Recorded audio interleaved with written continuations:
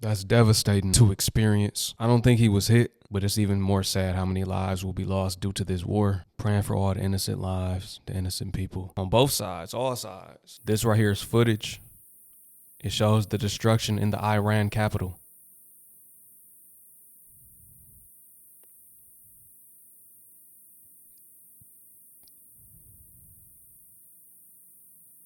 Man.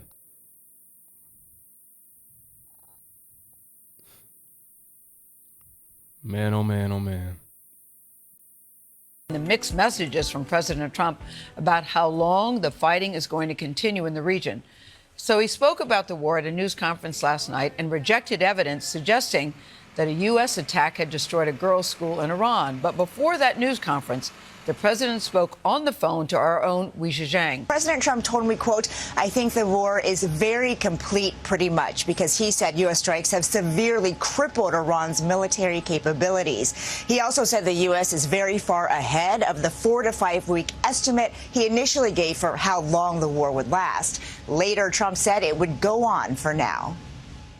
Speaking in front of the House Republicans at his golf course in Florida, President Trump said it only took days to deal significant blows to Iranian forces. Iran's drone and missile capability is being utterly demolished. The Navy is gone. It's all lying at the bottom of the ocean. 46 ships. And he reiterated that the war could end soon. It's going to be finished pretty quickly. But just hours earlier, the Pentagon posted on X, we have only just begun to fight. Trump was asked to clarify the confusing messaging. Well, I think you could say it both. It's the beginning of building a new country. Trump offered new details to explain why now was the right time to attack Iran. Within a week, they were going to attack us 100%. They were ready. They were going to take over the Middle East, and they were going to try and destroy Israel. So we stopped it with good timing. And he spoke about the bombing of an Iranian girls' school that killed at least 170 people, including many children.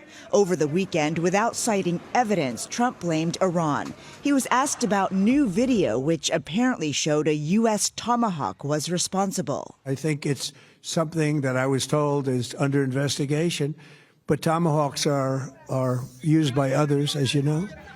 Numerous other nations have Tomahawks. They buy them from us. But I will certainly, whatever the report shows, I'm willing to live with that report. Imagine being excited. Imagine being proud that you took 170 lives. He got a lot of bloodshed on his hands that he gonna have to answer for. It's not mixed messages, it's a lie. All in the same speech, he'll sit up there and contradict himself and deflect. As always, to me, it's looking like they're really battling over oil. Now, I'm not the one that's all into politics like y'all know. I don't sit here and watch everything, right? I'm just reporting what I'm seeing and what I'm hearing. Y'all can debate in the comments if y'all want, but we know every war they're trying to take something from somebody else. It's looking like oil this time. Enough reports on Iran. Let's hear how the American citizens feel about this war. It's a crock of doo-doo. You know, we have no business over there. Stay here. We have nothing to do with that. What are you worried about? Getting blown up. Getting blown up, that's it. I hope I live. I just feel like any war is unnecessary. I don't really care about the gas prices. It's just the loss of life. I feel that our country, our soldiers should not be in war, especially during these times with any country, because it affects us here at home, and people overseas are dying for nothing. Are you scared your children might be deployed? Yes.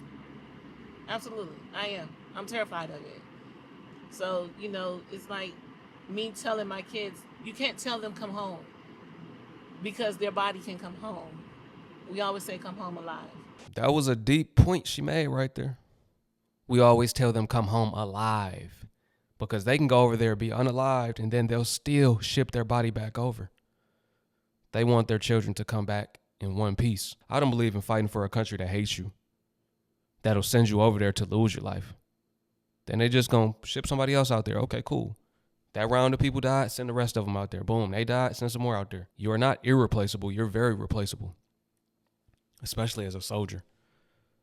I'm just glad I don't got to be doing it though. But they had to lock me up before I get drafted and go to the war. The impact it would have on American businesses when they went into this? I think it's hard to say. Whether I disagree or agree with what they did, I think it was something that, he had to do what he had to do, in my opinion. Yes, it's most definitely having an impact on gas prices. I think news yesterday stated it went up 23 cents since last week. So we're feeling the effect of all the little people, not the big people, the little people. We the one who matters. We the one who feel it. It hurts us. The big people, it doesn't bother them. And how do you feel generally about this war? It's a crock of doo-doo. We have no business over there. Stay here. We have nothing to do with that.